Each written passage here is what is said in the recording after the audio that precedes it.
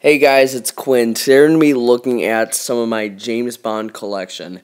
Now, I don't want to really write a script for this one because I feel like that's not really the whole point of this. I just want to show you guys some of the things that I happen to own from the Bond series. And hear your guys, what you guys have. So, before you watch this video, leave a comment below as to what you own, because I want to, compare and contrast. I don't know if this is a lot or a little. I think I have a solid amount. It's just I want to hear, compared to other Bond fans, how much my collection really is. I own a few individual movies, which is what I'm going to talk about first. The first one being You Only Live Twice. The reason I own that one, even though it's one of my least favorite in the series, is kind of questionable. I got it a long time ago when I was around 5 or 6, and it was probably the first one I ever got besides Goldeneye. And I just think it's a really fun film, and I would watch it. It's just, as you can see from a lot of these, you'll see throughout the film, these are, most of these are Australian version. The reason that is because I originally lived in the U.S., then I moved to Australia, then I moved back to the U.S. again. And during my time in Australia, that's when I really got into the series, and when I got the majority of my Bond collection, really.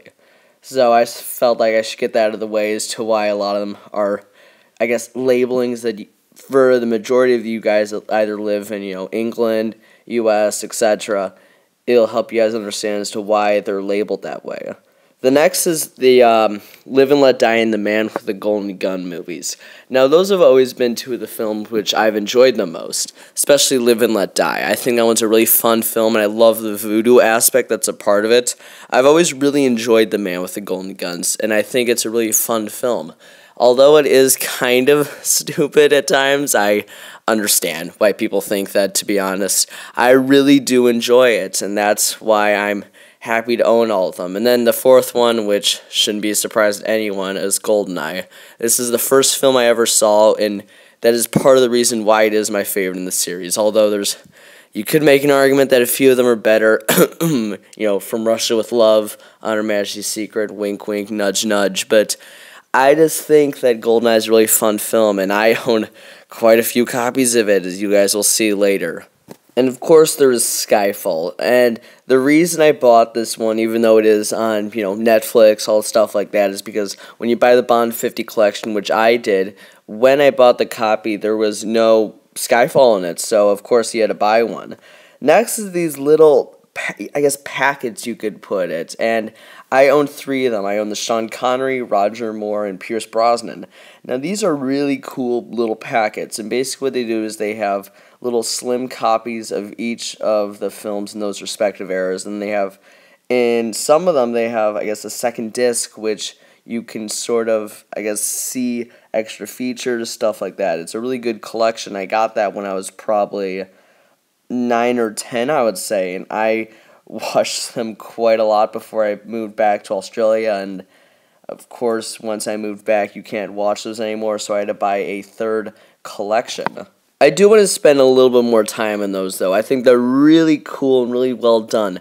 I do wish, though, you could buy one which was sort of like a joint copy, whether it be Connery and George Lazenby or Brosnan and Dalton, something like that, because for big Bond fans like me and you guys, we won all those films, and I think some of the best in the series aren't the ones that are made by, the guys that did most of them, like On Her Majesty's Secret Service and Living Daylights. I think are two of the, finer films in the entire series, and I think if you're going to make those type of collections, you gotta have all of them, in my opinion. That's what I really like about this next box set, which I own. But what I really like about this packet in general, though, is how for the first time ever you can collect an entire, series of them. I've always been a huge Connery and Brosnan fan, and I've always wanted to own all of them. I've always only been able to see, the big ones, whether it be Goldeneye, Goldfinger, You Only Live Twice, those ones. So this really was the first time that you're able to see all of them. Another thing that's really interesting is you can see how each of the Bonds ages throughout it. So I've showed this right here. I've shown their first film, their middle film, then the last film. You can really see for all of them how much they've aged, especially with Sean Connery. If you included Never Say Never Again, you can see he just gets really old over the course of those 20-odd years, and it's really interesting to see that, and I think that's one of the really cool things about this packet collection, I guess you could put it.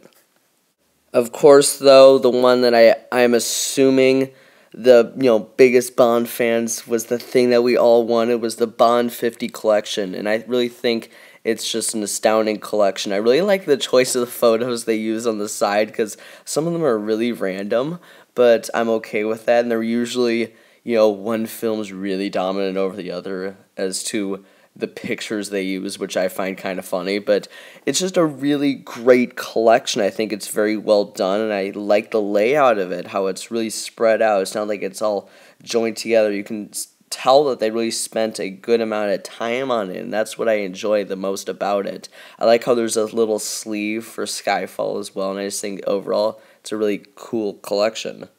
Although I think the little opening montage they have for all the films up to Casino Royale is kind of annoying and repetitive at times, and whenever anyone walks in when I'm watching a Bond film, they kind of laugh at all the the girls riding the disc at the beginning of it. I know it's kind of stupid, but I don't know. I think it's really just an overall great collection. This is all of my Bond films laid out, whether it be the little package, which I showed you guys earlier, or the Bond 50 itself. And overall, I think it's a pretty solid collection. I want to hear what you guys did. I know mine was more because of the timing in which things came out. That's when I did. I didn't just buy it all in one swoop, and really, I can't really say I bought it. The only one I actually did was Skyfall. But anyways, yeah, that's just my Bond collection. I know this isn't the most thrilling of videos, just I wanted to give you guys something a little out of the ordinary to keep you guys interested in stuff, and I'll see you guys next time for the Goldfinger review. I must point out, though, that will be